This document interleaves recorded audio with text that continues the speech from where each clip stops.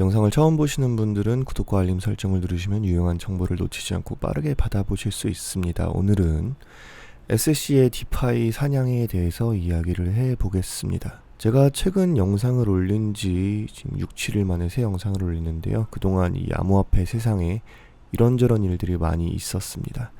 그 중에 가장 큰 공포로 다가온 것이 바로 이 SEC가 디파이를 규제할 것이냐에 대한 것입니다. 암호화폐 전문 매체 디크립트에 나온 뉴스였는데요. 디크립트는 제가 일전에 커뮤니티를 통해서 디파이에 관심이 있으신 분들이라면 관련 뉴스가 많이 나오기 때문에 지켜보시는 게 좋을 것 같다라고 안내드린 적이 있습니다. 구독자분들은 알람 떠서 미리 다 보셨겠죠. 자, 이 뉴스에서 미국 증권거래위원회인 SEC가 디파이를 죽일 수도 있다라고 보도했습니다. 최근에 SEC와 CFTC가 캘리포니아에 위치하고 있는 아브라라는 서비스 업체에게 벌금형을 내렸습니다.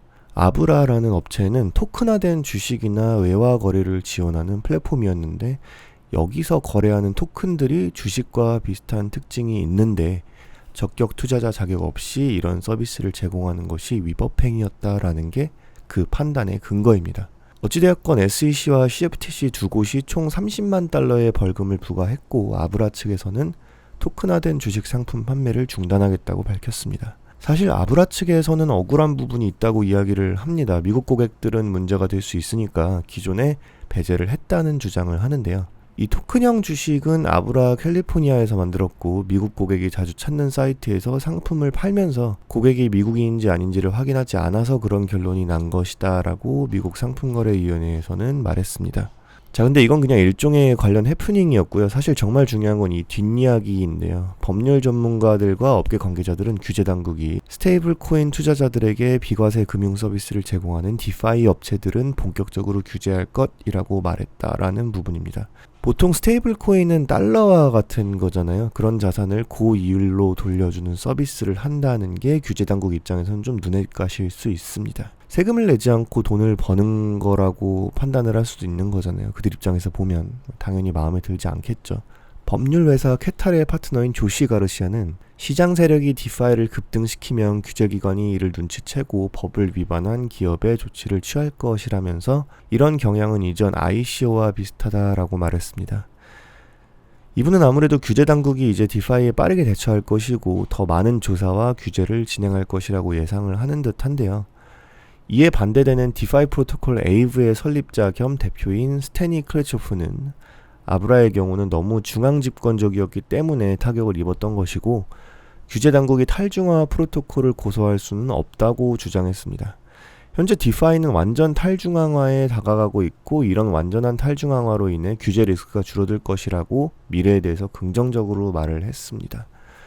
저는 사실 탈중앙이라는 분야에서 규제 당국이 관리하기가 굉장히 어려울 것이라고 생각을 합니다.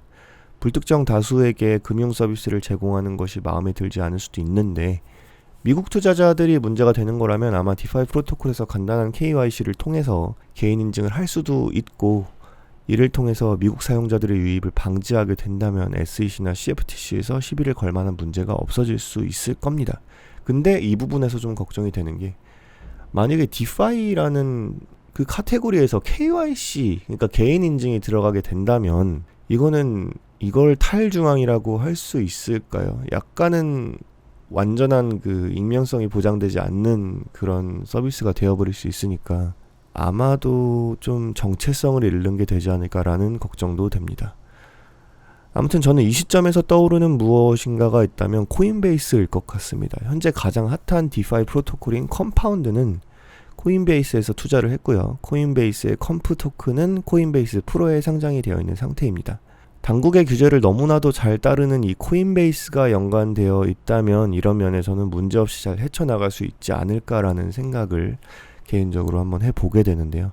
코인베이스와 연관된 디파이 프로젝트들이 찾아보시면 또 있습니다. 많은 분들이 관심을 갖고 계시고요. 제가 멤버십 회원들 전용으로 게시물을 가끔 작성하기도 하고요. 텔레그램 방에서도 가끔 이야기할 때가 있는데, 저는 아직 메이저로 올라오지 않은 것들 중에 괜찮은 걸 찾고 싶어서 일부러 시총이 낮은 것들을 좀 찾아요. 그렇게 공격적으로 찾아야 좀 큰 폭으로 오르는 것을 볼 수 있으니까 소액 정도는 좀 공격적인 곳에 넣어놓고 아닌 것들은 좀 안전하게 두는 편입니다. 말이 좀 옆으로 샜는데요. 제가 보기에는 SEC가 이런 식으로 규제를 하게 된다면 디파이 프로토콜도 어느 정도 수정 보완을 할 것 같습니다.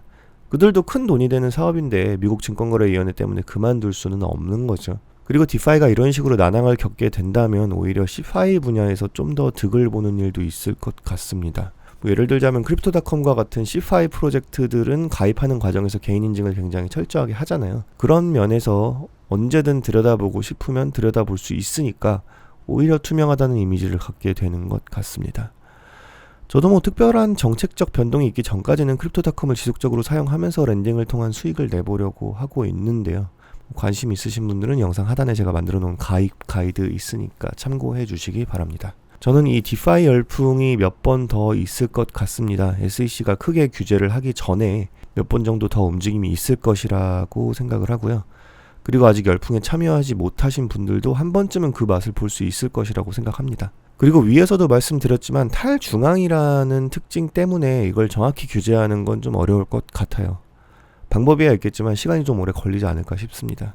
9명의 범죄자를 놓치더라도 1명의 선량한 사람을 단죄하지 않아야 하는 게 맞는 거잖아요. 우리나라처럼 어떤 이슈에 있어서 좀 묻지마 규제를 하는 나라가 아니기 때문에 미국은 규제라는 것을 실행함에 있어서 더 신중할 것이고 이로 인해서 우리는 아직 기회가 몇 번 더 있을 것 같다라는 게 저의 개인적인 생각입니다. 개인적인 생각은 그냥 판단에 참고만 하시는 거 아시죠? 시장의 사용자들끼리 직거래를 하는 것과 다름없는 이 탈중앙 금융을 어떤 식으로 규제할 수 있을까 저도 참 궁금해집니다. SEC의 탈중앙 규제 관련 이야기는 여기까지입니다. 여러분들의 생각은 어떠신가요? 댓글에 꼭 적어주세요. 오늘 영상은 여기까지입니다. 감사합니다.